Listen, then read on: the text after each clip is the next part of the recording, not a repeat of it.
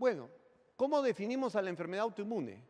Como la pérdida de la autotolerancia y dirige la respuesta inmune del individuo contra sus propios tejidos, lo que llamamos Hablan mucho de células autorreactivas. Perdón, ustedes cuando se levantan en la mañana, ¿ustedes se reconocen o no se reconocen en la mañana?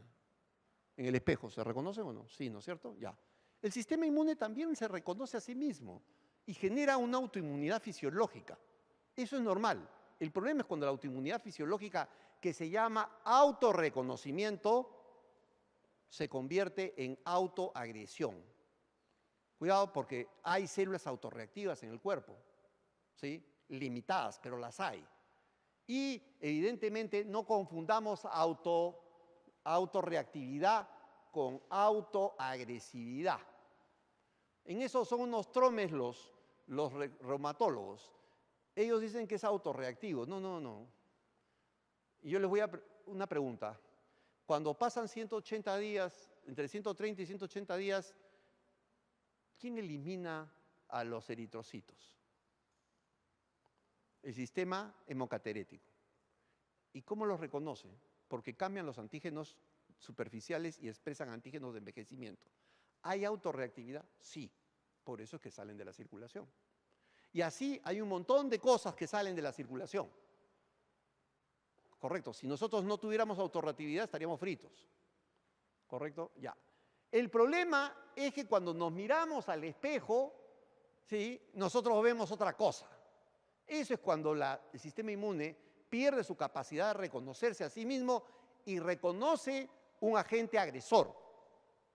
Y ahí sí se produce la autoagresión.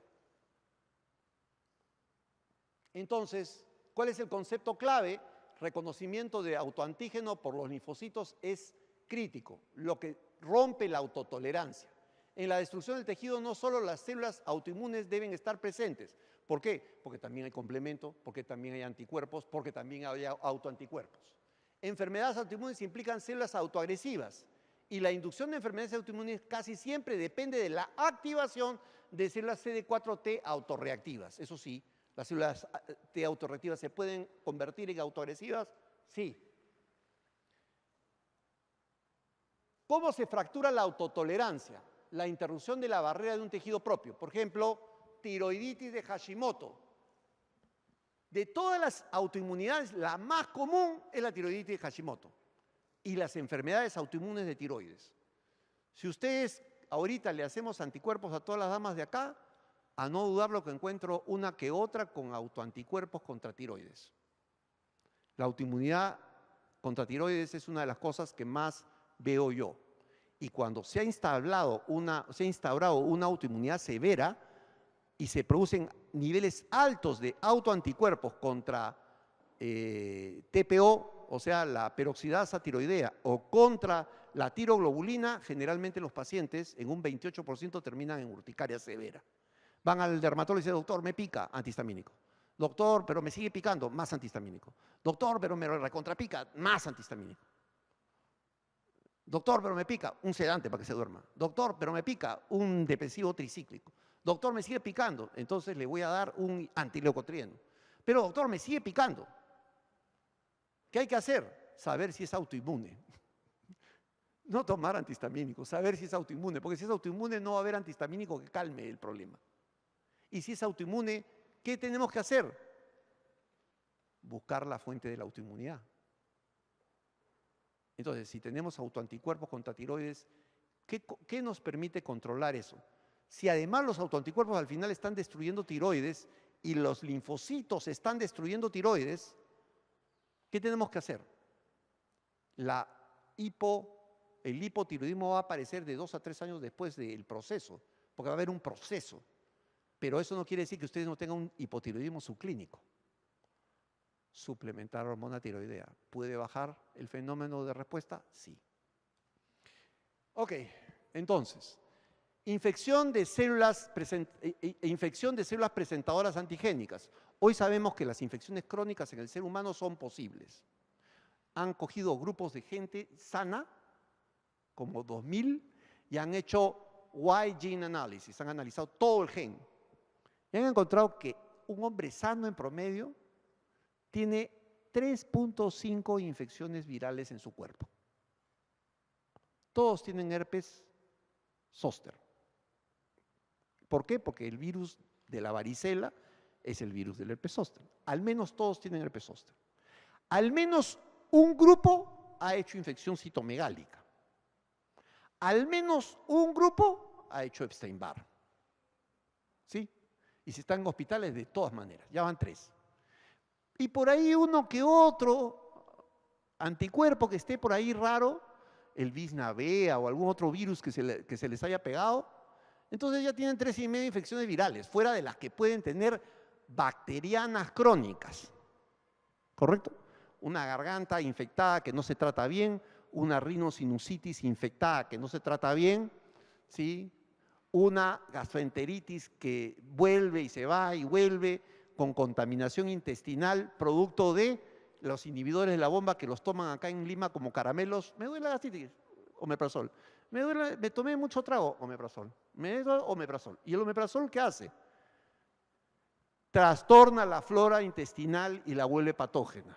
¿Correcto? ¿Por qué? Porque el ácido mata gérmenes. Y ustedes suprimen el ácido, entonces hay sobrecontaminación. Entonces, ya tienen ustedes el terreno apropiado, pero falta algo, la dieta que comemos, basura, ¿sí? Dieta basura. Al señor Tais, que es un poeta maravilloso, dijo, la dieta peruana es una porquería, y yo lo refrendo, es una porquería, ¿sí? Es una cargada de grasas, cargada de carbohidratos, cargada de sal. ¿Saben por qué es peligrosa la sal? Porque comemos el doble de sal que cualquiera que vive en la zona mediterránea. Un mediterráneo en su vida consume 25 kilos de sal. Nosotros estamos por los 55 kilos. Y eso tiene impacto en la inmunidad. Está ya clarísimo. Ok, sigamos. No, me voy acá. Ya. Entonces, unión a patógeno, antígeno propio, mimetismo molecular, superantígeno. Mimetismo molecular es que un patógeno se parezca a algún componente del cuerpo. A ver, nos quedan 20 minutos. Tolerancia. Vamos a ver esto. A ver, número de células autoagresivas, número de células T reguladoras autorreactivas. Las T reguladoras disminuyen la inmunidad, pero pueden producir autorreconocimiento. Si las células Treg son altas, ¿sí? O sea, por acá, si tenemos número de células T autoagresivas altas y células T autorreactivas bajas, el linfocito se transforma en un linfocito productor de autoinmunidad. Si tenemos células autorreactivas bajas y un alto nivel de células T autorreactivas, tenemos salud. Hay un umbral y ese umbral puede ser transgredido. Cuando sube el número de células autoagresivas y baja el nivel de células autorreactivas. Alto, bajo. Acá es donde esta célula se sale de cuadro. ¿Correcto? ¿Qué otros factores favorecen a la autoinmunidad? La sobreproducción y o desregulación de las citoquinas, alteración de la apoptosis. O sea, falla la apoptosis. O sea, en lugar de morir células no mueren, se quedan. Efecto adyuvante de los microorganismos, infecciones latentes persistentes. Por si acaso, los atípicos en el pulmón no producen neumonía. Entonces ustedes pueden tener su clamidia allí, un poco de tos, y la tienen crónicamente. Yo he visto pacientes crónicos que infectan a su niño y el niño viene agudo. Le hago el test, el niño lo trato y luego de unos 3, 4 o 5 semanas o 2 meses vuelve nuevamente. Y entonces le digo, toda la familia, y ahí encuentro que la mamá lo tiene crónicamente. Doctor, tengo algo que me molesta en la garganta. Me ha visto el otorrino y dice que tengo una irritación, como una plaquita, me la ha quemado, pero no le han pedido gérmenes atípicos. Acá hay una epidemia de gérmenes atípicos, por cierto. Defectos preexistentes en el órgano diana y la estimulación directa de células autorreactivas por antígenos extraños. ¿Cómo se construye la tolerancia? Vamos por acá. Hay una tolerancia central, ¿sí?, que se da a través de una elección clonal de las células que reconocen autoantígenos propios. Y finalmente hay una tolerancia inducida periférica que produce tres cosas: anergia clonal, supresión de la respuesta o ignorancia. Eso lo vamos a entender cuando veamos este gráfico. Esto es tolerancia central, vale decir linfocito con antiantígeno propio, y este linfocito se va a la muerte cuando madura. O linfocito con antiantígeno propio que se diferencia a un linfocito que reconoce antígenos foráneos como segunda señal. Estos son los menos. La mayoría va a la elección en el timo. Ahora, en la región periférica, vamos por acá, en la región periférica sucede lo siguiente. Una célula dendrítica procesadora de antígenos presenta un antígeno con una segunda señal B7 a CD28. Esta es la primera, esta es la segunda señal. Se necesitan dos señales para activar a la célula T en la periferia. Si en la periferia se produjera una primera señal en ausencia de una segunda señal, la célula se vuelve tolerante o va por anergia o se produce la muerte de la célula. Sin embargo, cuando hablamos de primera activación, también tenemos que hablar de segunda inactivación. Por ejemplo, B7.1 CD80, B7.2 CD86. Si yo voy a activar células, voy a pasar B7 con CD28 que me va a llevar a la activación de la célula T. Pero después que la célula T está activada y está cumpliendo un rol, produciendo citoquinas y actuando en la inmunidad, llega un momento en que la célula T tiene que ser frenada. Ya no quiero que hagas más, detente. Si no podemos frenar esa célula en la periferia, se puede producir autoinmunidad. Y entonces para eso necesitamos este receptor que hoy es blanco terapéutico que se llama checkpoint en la terapia del cáncer, el CTLA4 o CD152. Acá la célula presentadora lo presenta con CD86, que es el B7.2, y la acción agonista de CD86 sobre el CD152 lleva a la inhibición de toda la célula. Ese es un mecanismo como funcionan las células T, por activación y por inhibición. Y aquí está, en la presentación normal termina la célula activada. En la ignorancia inmunológica puede suceder cuando hay una barrera. Por ejemplo, para que haya tiroiditis de Hashimoto, primero tiene que haber inflamación de la tiroides, porque la tiroides es un órgano que no se irriga por sangre, es por difusión. ¿Y qué pasa cuando hay tiroiditis? Que los linfocitos penetran a un tejido que ha estado protegido por una barrera anatómica, ¿correcto? Por una barrera anatómica. Es igual que las paperas. ¿Qué producen en el testículo? Orquitis. Y hay una barrera hematotesticular, al igual que hay una barrera hematotiroidea. Cuando se franquea la barrera por una infección directa sobre el tejido, los linfocitos T pasan al tejido. Y lo primero que se encuentran es, ¿y este tejido? No lo conozco. ¿Por qué? Porque nunca han llegado la sangre de forma directa. Es un tejido que se nutre por difusión, no por irrigación. Y lo que va a suceder es que entonces los linfocitos montan una respuesta específica para destruir la tiroides. Y la tiroiditis de Hashimoto es una inflamación que termina convirtiendo a la tiroides ¿en qué? En un ganglio. Sustituyen el parénquima funcional. Nos vamos al hipotiroidismo.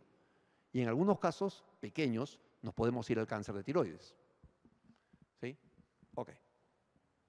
Generalmente son micronodulares, pero hay algunas que evolucionan con algunos nódulos grandes. Lo otro es la delección.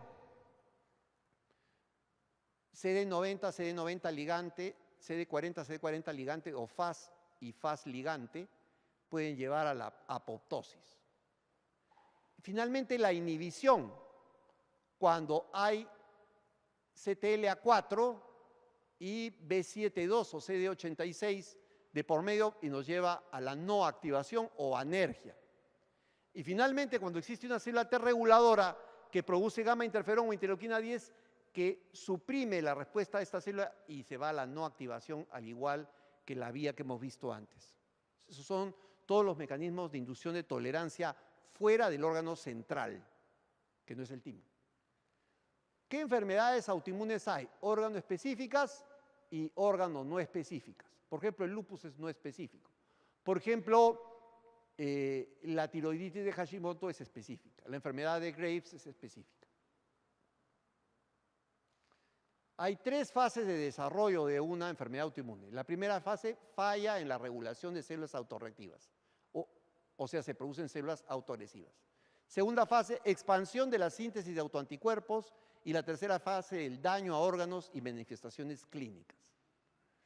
Entonces, en la primera fase, la falla en la regulación de células autorreactivas se da por factores genéticos, factores ambientales y factores hormonales. A veces la nutrición nos juega un rol inapropiado. Hay gente, por ejemplo, que tiene gastritis, se va a la farmacia, señorita, tiene gastritis. Ah, hay una cosa muy buena, hay bismutol. Ah, ya, deme. Toman bismuto como quien toma agua. El bismuto bloquea la función tiroidea.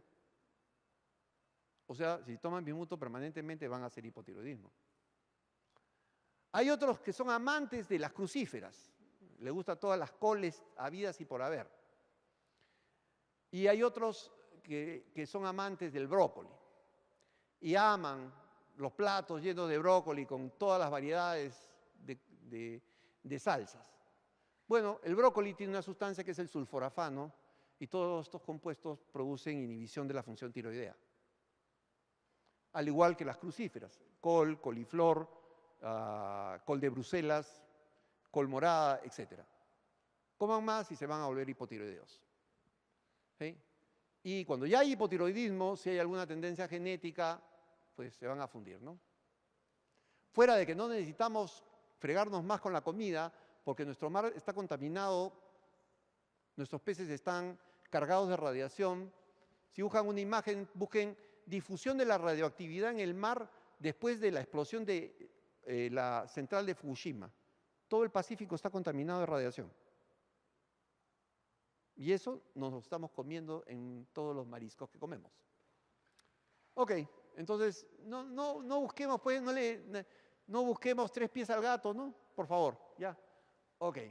Entonces, supresión de linfocitos T o selección negativa de células autorreactivas. Unión fuerte a antígenos propios por moléculas de clase 1 y por moléculas de clase 2 y la presencia de células T reguladoras que acabamos de ver que son las que regulan la función. ¿Qué factores genéticos asociados? En gemelos disigóticos, o sea, 2 cigotes, la concordancia es de 2 a 5% en el desarrollo de enfermedades por autoinmunidad. Y en homocigóticos es de 24 a 56%. O sea, sí apoya la genética el hecho de que tenemos una alta posibilidad, si un gemelo idéntico desarrolla autoinmunidad, de nosotros desarrollar. Esto da un riesgo del 8 a 29 veces mayor en los homocigóticos.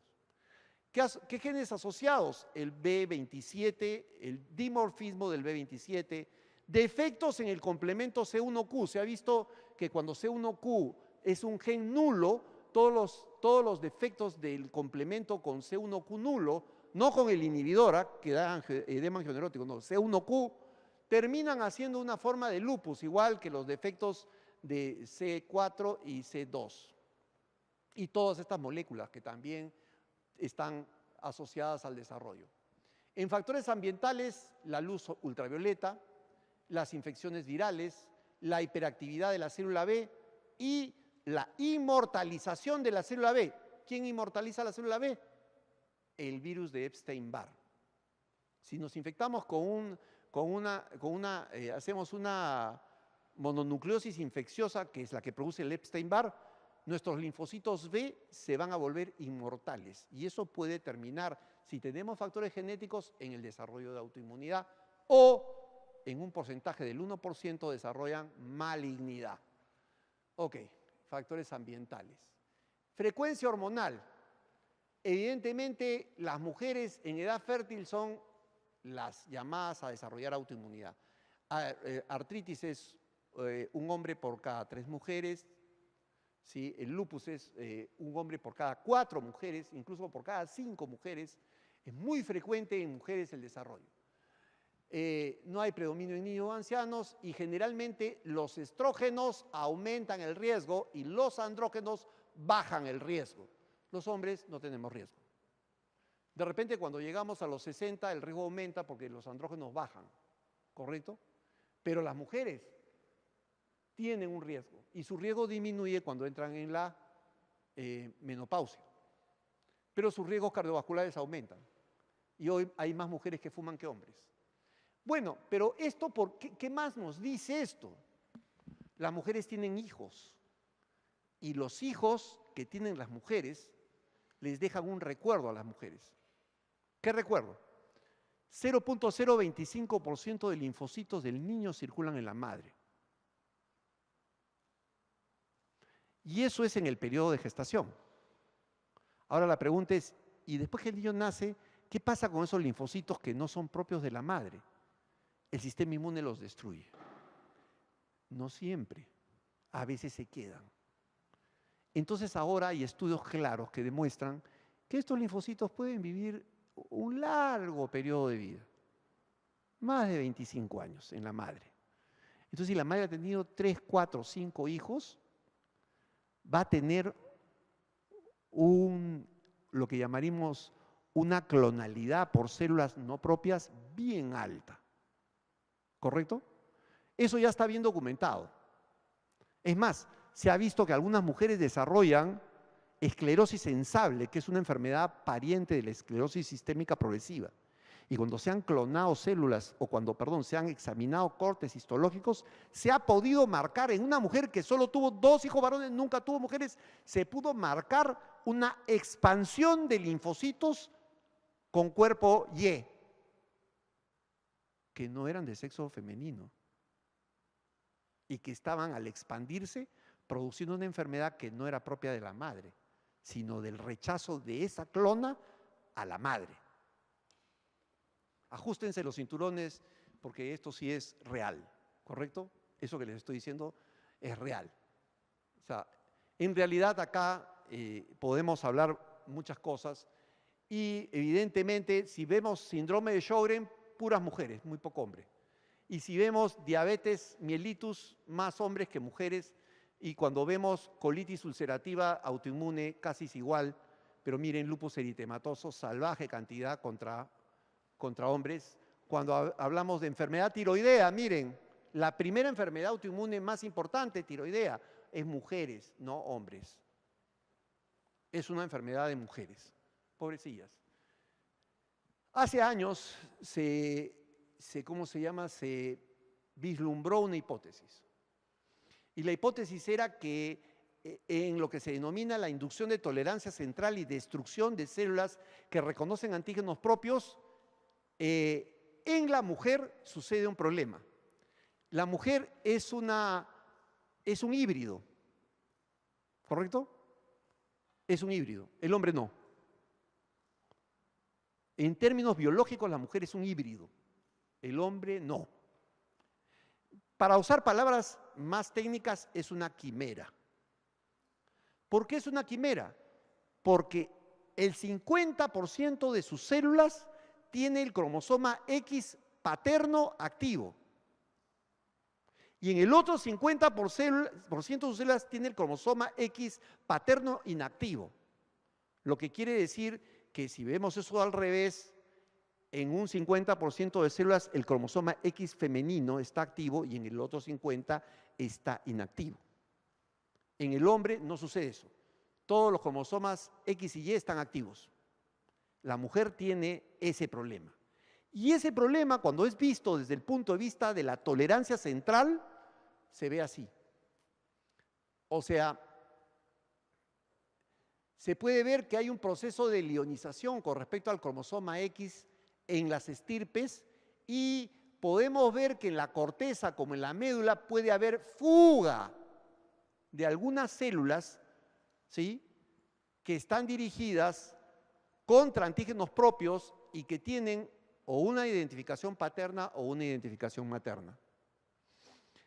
Eso nos crea un problema que es una desventaja. El proceso de lionización, o sea, de inactivación del cromosoma X en la mujer, es aleatorio. Vale decir que si nosotros tomamos al azar muestras, 50% de sus células son paternas, el cromosoma X activo, y en 50% sus células maternas son activas. Y eso le da una carga genética variante a la mujer. Y si esto es así, cuando se produce la delección clonal en la vía central, en el timo, si predomina una de las dos, puede haber una selección de estirpe que tenga factores de autoagresividad. ¿Está claro esto? Veo unas caras. Está la literatura, busquen el artículo y léanlo. Nadie se hace genio si no lee. Lean. Sí. ¿Cómo? Hay autoagresión. O sea, las células autorreactivas se vuelven autoagresivas. Las células autorreactivas deberían autorreconocer nuestros antígenos y tolerarlos.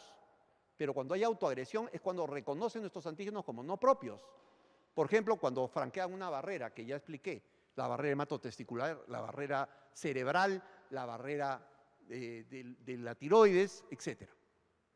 En la fase 3, fase 2, hay expansión en la síntesis de autoanticuerpos, falla en la depuración, o sea, falla la apoptosis y falla la formación de complejos inmunes autodestructivos.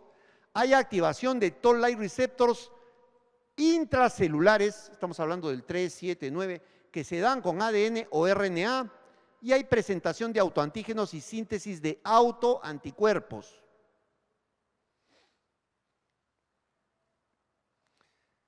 Para comenzar, en la apoptosis, cuando muere la célula hay salida del citocromo C, degradación del citoesqueleto, inversión de la fosfatidilcerina. La fosfatidilcerina generalmente está dentro de la membrana y se invierte hacia afuera para formar cuerpos apoptóticos que expresan fosfatidilcerina, que luego van a ser opsonizados para luego ser fagocitados. Además, hay una facilitación de receptores depuradores, ¿sí? Bueno, en la autoinmunidad hay estas cosas. Hay un efecto medioambiental, hay un factor genético, el medioambiental tiene que ver con la luz UV, con los virus, con los químicos, y la apoptosis de células, el factor medioambiental determina la depuración, ya sea por receptores, por inmunoglobulinas o por complemento, y además hay necrosis e inflamación. La necrosis con liberación de autoantígenos y la inflamación con presentación de autoantígenos. En la fase 3 se produce el daño de órganos y manifestaciones clínicas, o sea, inflamación sistémica, inflamación local y exacerbaciones con remisiones. Se exacerba el cuadro, disminuye. Se exacerba el cuadro, disminuye. En PUSES, siempre. No es que todo el tiempo está activo. Vamos por acá.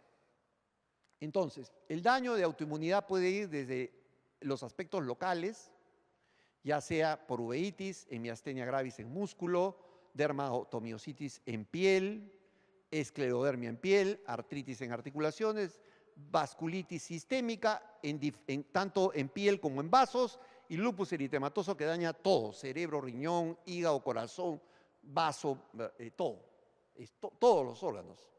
Yo me llevé a la necropsia a una niña que falleció de lupus eritematoso. Si ustedes vieron las fotos, es desastroso. Todos los órganos estaban comprometidos. Bueno, esto ya hemos hablado de las enfermedades autoinmunes. En la artritis reumatoidea hay un antígeno desconocido que finalmente es presentado por células T macrófagos, y estos invaden el tejido, especialmente la sinovia, formando el panus, que además libera interleuquina 1, TNF, acelera la formación de osteoclastos, lesiona condrocitos, etc. También en la condritis autoinmune hay pérdida del cartílago articular, pérdida y erosión ósea e inflamación sinovial. La exploración articular, limitación de movimiento en la artritis, aumento de temperatura generalmente bilateral. Y esto es interesante. Cuando hay artritis reumatoidea, el sistema nervioso está comprometido, es bilateral. Y yo les voy a contar algo interesante. ¿Qué pasa con un sujeto que sufre de artritis reumatoidea pero tuvo polio? Que la pierna que tiene polio no hace artritis, solo hace artritis la articulación sana. Una prueba de que el sistema nervioso está involucrado en la artritis reumatoidea y básicamente los neuropéptidos. Dolor a la presión, movimientos pasivos, dolor a la movilidad, limitación de arcos. Eritema malar, lupus discoide, que es el lupus cutáneo, fotosensibilidad, úlceras solares, artritis no erosiva, serositis, inflamación de pleura, pericardio con derrame pleural, derrame pericárdico, alteraciones renales, neurológicas, hematológicas, inmunológicas. El lupus eritematoso es una calamidad. Y hay criterios. ¿Sí? Eritema malar, lupus discoide, fotosensibilidad, úlceras orales, alteraciones renales, alteraciones neurológicas y alteraciones inmunológicas son lo que más especificidad tiene. Bueno, va a haber de todo, como en botica: crisis convulsiva, psicosis, mielitis, leucopenia, anemia, trombocitopenia, síndrome antifosfolipídico, anticoagulante lúpico, que es anticoagulante in vitro y coagulante con trombosis, derrame pleural con neumonitis, glomerulonefritis con insuficiencia renal, derrame pericárdico, infartos, arritmias. Vamos ahora a dejar las enfermedades comunes para hablar de una falla genética que determina por un gen la aparición de una enfermedad autoinmune. Esta se llama la enfermedad autoinmune monogénica y obedece a la presencia de este gen denominada la proteína aire. Cuando falla la proteína aire, la proteína induce expresión de autoantígenos que permite la eliminación de células T autorreactivas. Evidentemente en el timo, si falla la proteína aire, no se pueden eliminar las células autorreactivas, por lo tanto persisten hasta la zona periférica y cuando salen a la circulación van a producir autoinmunidad. Eso es más fácil que el agua, ¿sí? Entonces, si no hay aire, no hay destrucción y se produce una célula tímica que no expresa aire, automáticamente va a irse a formar células autorreactivas. Entonces, produce un síndrome de dos tipos: el APS1 o APSEC, o también llamado síndrome autoinmune poliendocrino de tipo 1, y el síndrome poliendocrino de tipo 2. ¿Sí? Las características clínicas son candidiasis mucocutánea crónica, hipotiroidismo, enfermedad de Addison, disfunción gonadal, diabetes de tipo 1, tiroiditis autoinmune, gastritis autoinmune, alteración del esmalte de las uñas, alopecia, vitíligo, hepatitis autoinmune y queratopatía. Y encontramos estos autoantígenos, o sea, se produce una cantidad de autoantígenos brutal, no es que está fallando el gen que debería matar a las células autorreactivas, ¿correcto? Y miren la prevalencia de la presencia de autoantígenos.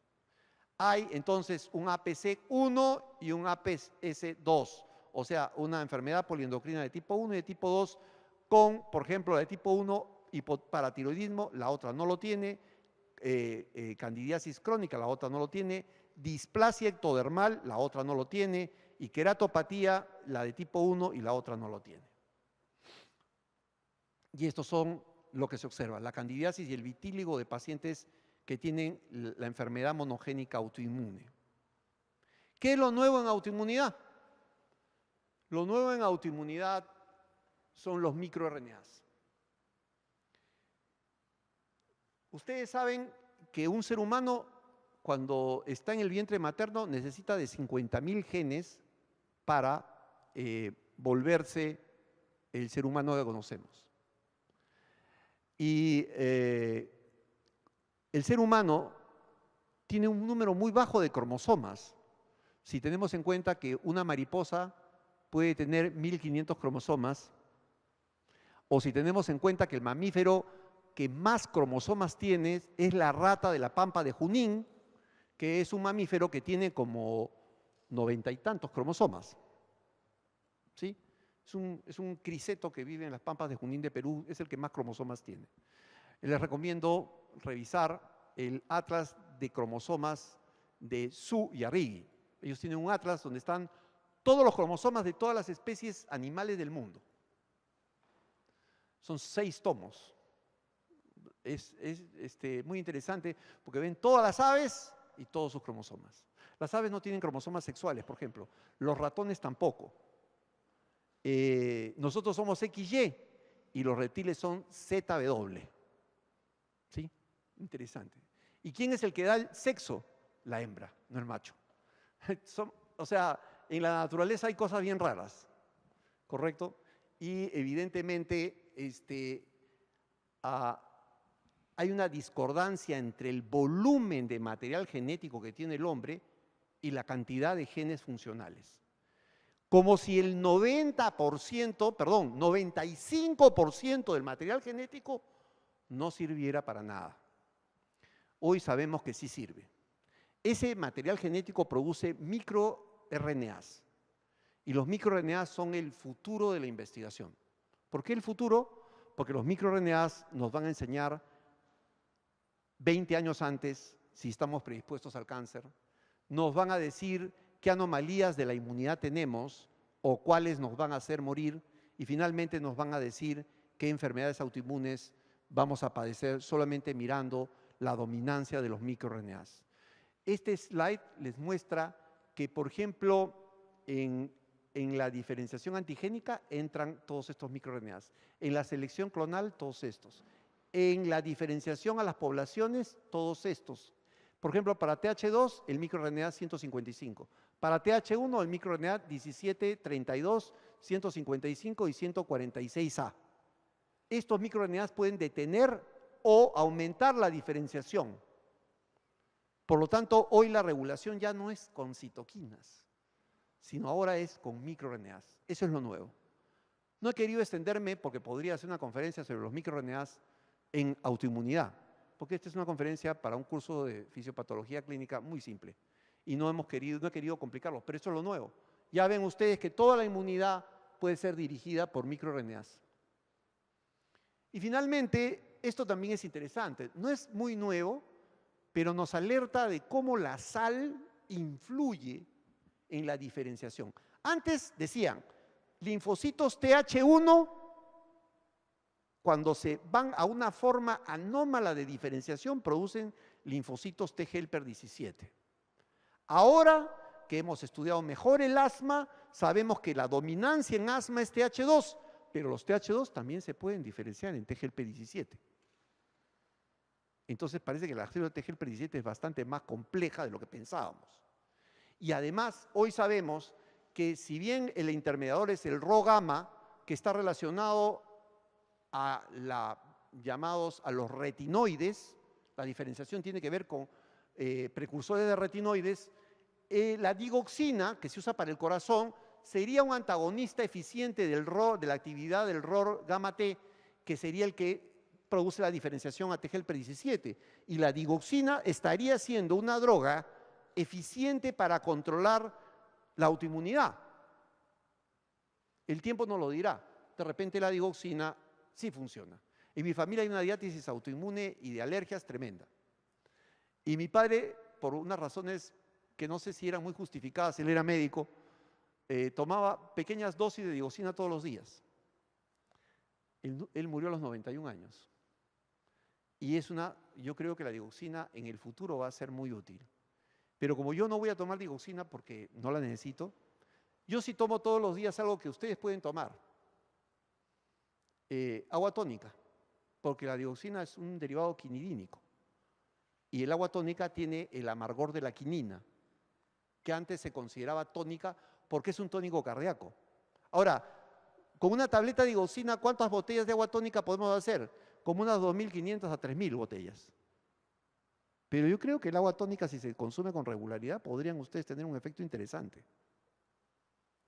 Ahí tienen un tip que podría tal vez manejar la autoinmunidad, nadie lo sabe, a futuro. Este es un modelo experimental. Y este es el otro, que ya conmocionó a toda la comunidad científica.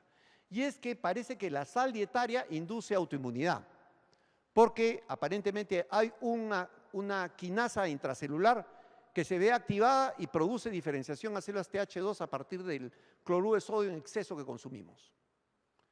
Una buena razón para dejar de comer tanto adefesio que nos ofrecen en la comida culinaria del Perú, que está cargada de sal.